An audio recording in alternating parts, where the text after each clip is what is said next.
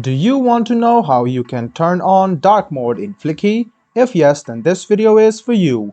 Hello and welcome to AI Basics. It's your host back again with yet another interesting tutorial video. In this video, I'm going to teach you exactly how you can turn on dark mode in Fliki. Go ahead and open the Chrome or Edge browser on your PC and go to fliki.ai. Now log into your account. After you log into your account, this screen will load. You can see the sun sign on the right hand side of your screen. If you click it, it will choose the dark mode and your screen will be switched to dark mode.